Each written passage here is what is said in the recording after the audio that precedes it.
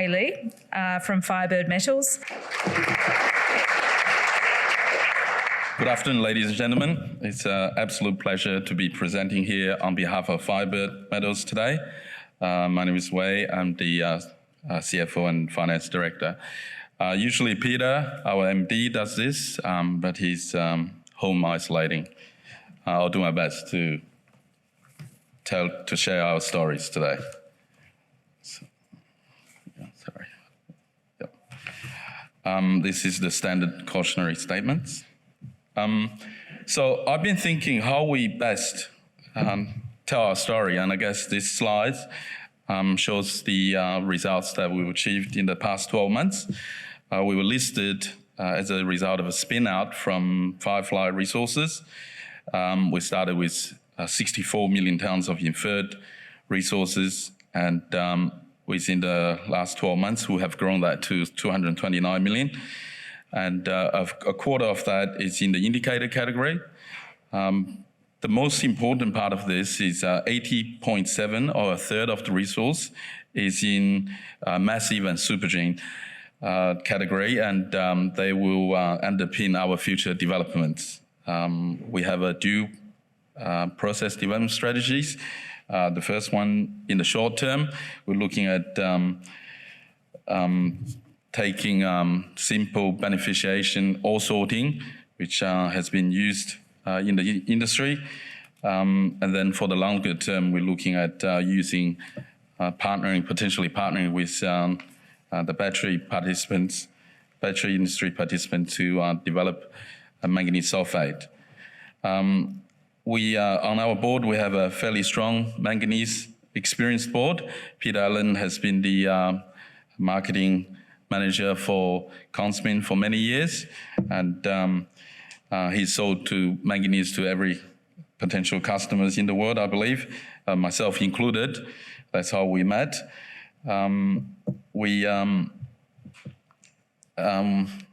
also very focused on ESG, even being a small company.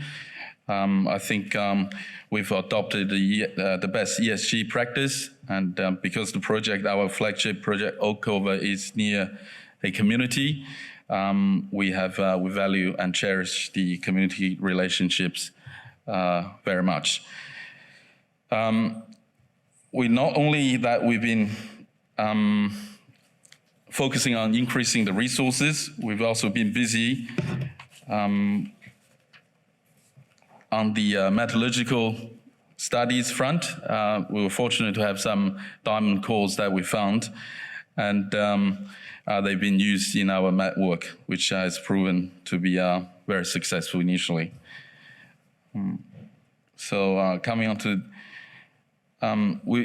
the board is also supported by Evan and Ash, who are our marketing guys.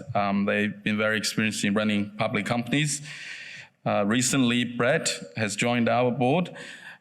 Brett is very experienced in mineral processing. It will be a very important addition to the board. I've worked with Brett in other capacities as well, and his diligence, integrity, and independence is well respected.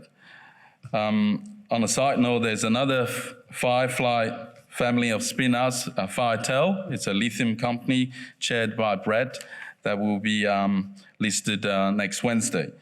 As you can see from it's a very tightly held registry with only 54 million shares on issue, and very supportive shareholders on our register as well. So with respect to the global manganese market, South Africa is the largest exporter, where China is obviously like most commodities, is the biggest buyer. Australia is also a major supplier, mostly coming from Groote Eylandt, and a couple Woody, and also a couple other smaller mines at the moment. What's changed in the past 10 years is China used to buy about 10 million tons of manganese, seaborne manganese. Today, they're buying 30 million tons. One of the issues is the depletion of domestic ore supplies, And there's also a very much stronger demand in the battery space. We, as Firebird, see that as an opportunity for us. Through our met work, we also found there's special elements in our products which will attract a premium to the steel industry as well. Lithium, there's a lot of successful. Lithium has been very successful, as a lot of the presenters have shown. The companies have done quite well. But more than half the lithium-ion batteries actually uses manganese. You can have a lithium manganese dioxide battery, which uses only manganese, or the most popular NMC, nickel, manganese, and cobalt, which uses about 20% of manganese in their batteries. In recent times, there's been more talks about using more manganese in lithium-ion batteries in NMC. I think it's pretty clear that with about 20% of the weight, it only represents 2% of the cost. So that's another positive for our projects.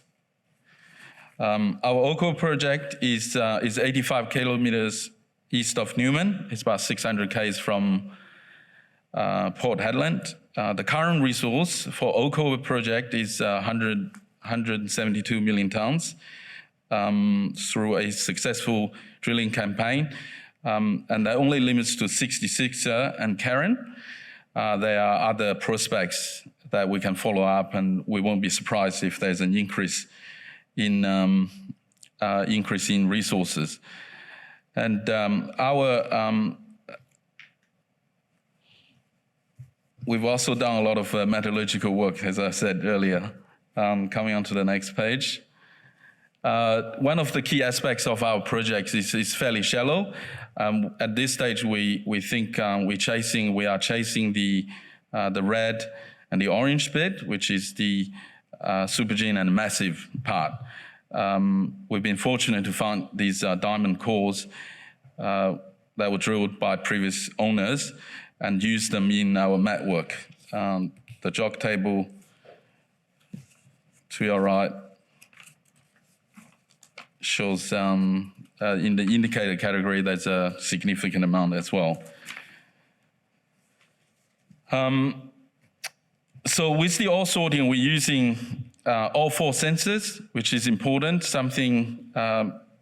Using color only or as the primary one can sometimes miss manganese with a bit of dirt, or something looks a bit dark, may not necessarily be manganese. The preliminary work, or the work we've done to date, has shown that they can be upgraded to a sellable product. We're fairly confident that with 31% manganese that they're sellable, but we're looking for ways to improve that, obviously. Recently, we've done another box sampling program to add the Okover project, and they're going to feed into our second stage met work as well. Another project, Hill 66, we picked this up at the IPO, and it didn't have a resource. It had a lot of historical drilling done. It's very similar to Okover, and with CSA, we engaged CSA. They upgrade that to a JOG compliant 2012 resource. The idea here is we're trying to work out how we best develop Okover and Hill 616 together, because the close proximity of the project. As I said earlier, we being a small company, you can only do so much with ESG, but we take that seriously. We discuss that at every board meeting. We publish biannually on the ESG reports. That's the plan, and we do what we can with the local community, which is only 10 kilometers away. Dallas, down the bottom, is the kids and the sports gear that we donated. Is also during his time off, he will help with a bit of handyman work at the local community. We also sponsored the local band, who is a key entertainment to the local communities as well. We use our services there whenever we can as well. In the last slide, to summarize, it's only been 12 months since we listed. We've successfully increased the resource. There's room to grow. We've done a fair bit of network and logistical work. Our scoping study will be released in the June quarter this year. That's a key thing. We are very comfortable with offtake. There's a lot of people approaching us, but I think for us, it's important to have selected a partner that suits our needs in the future. Other than that, thank you very much. If you have any questions, please visit us at booth 35. Thank you.